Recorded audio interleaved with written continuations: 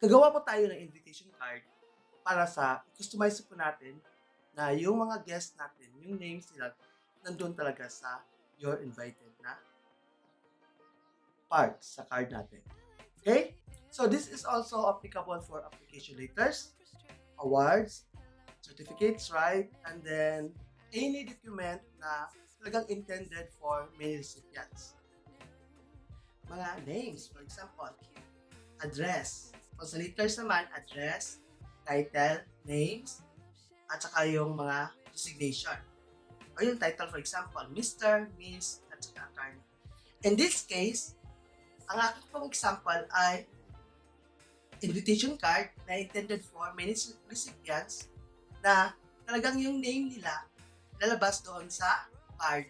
At in our part, gagawa po tayo ng customization using the mail merge para isahang print na lang po. In one go. Printing in one go.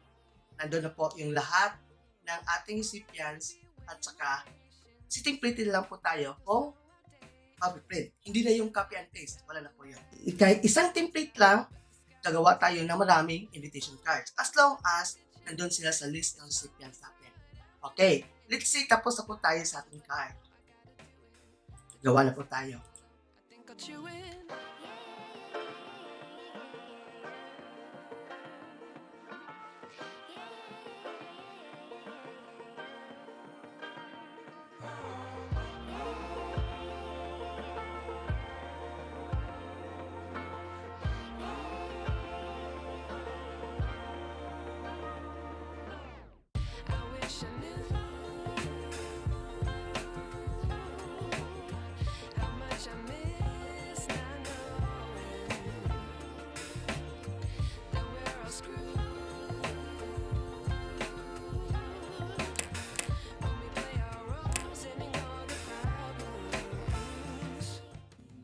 So, in this one, doon tayo pupunta sa Microsoft Office Word. Yan. Doon tayo sa Word document. Gawa tayo ng new document. Insert natin yung ating invitation card, yung graphic natin. Make sure layout na po yung gusto niyo pong layout, yung margins, at saka yung graphic po natin, yung card, dapat naka-type or behind text. Yan ang kanyang formatting. Wrap text, then it should be in type. Okay? Andiyan po. Makikita niyo po yan sa picture format. Like the graphic in picture format, the text wrapping, wrap text, and then makikita niyo sa position also. So, nandun lahat. Doon we will have to insert text box. Doon po natin gawin yung trick po para sa mail merge. Doon po lalabas yung names. Yan. Gawa po tayo. Make sure na wala na pong outline. At saka no fill po yung text box natin para transparent po siya. Hindi yun masisira yung design mo sa card. Okay. Middle natin.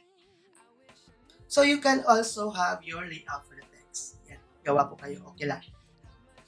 Sa mga styles. Kayo na po. You can choose whatever layout you prefer for the text box. Yan. Yan po natawag natin placeholder.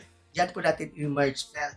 Yan po ang field na i-merge natin doon sa ating, i-link po natin doon sa ating data source. Ang data source po natin pwedeng Excel, pwede rin sa database na access. Okay? Yan. So, kung meron na kayo na-prepare na card or layout, insert na po yung text box, meron pong space doon, at saka no outline, no filler, no fill, walang color, tapos galagyan nyo lang ng name na word as temporary because i-highlight natin yan. Later on. Ganyan.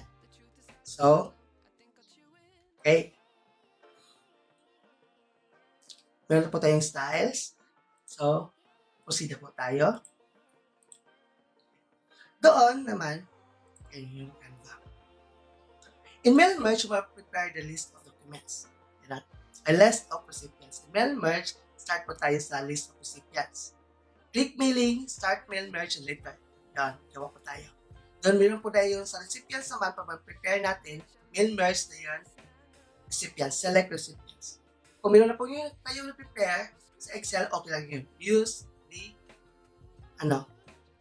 locate lang yung recipients nyo. Nandun din yun. select recipients, then use recipients. Yan na. Kung meron na kayo. Kung wala, type kayo. So, kung meron kayo napipipay, copy and paste lang po. Dito ilagay nyo po. Kasi naka-default po dito yung sa access, yung database niya. Address, Microsoft Office address list, yun. Ang kanyang save as type. Kikita niyo po.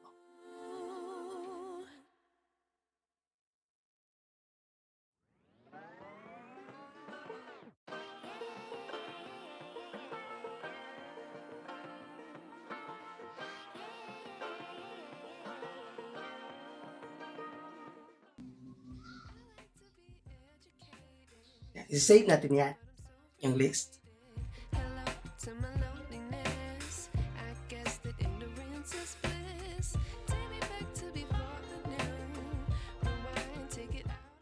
Tapos, pagkatapos niyan, meron na tayong, igawa tayong merge field. At punta tayo sa mailings, then, insert merge field.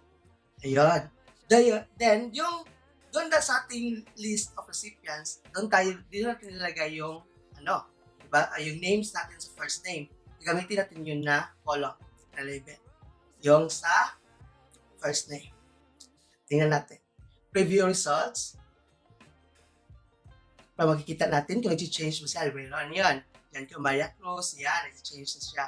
Or you can check the finish and mail merge, then edit. Individual recipients. Pwede rin yan. Nandun. So, it's easy to check. And then, less time na po, hindi na po tayo magagahon kasi piprint na po yun. Automatically. Prepare nyo lang yung printing at saka yung mga papel nyo. Ayun. Meron na po silang mga names automatically. You can edit and then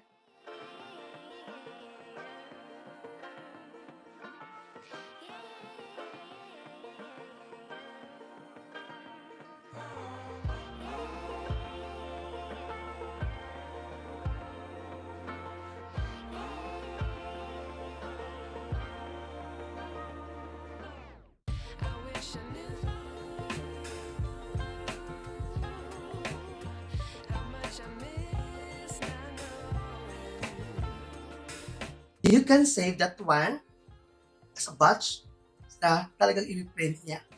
Thank you for listening, subscribe, and for more tutorial. God bless.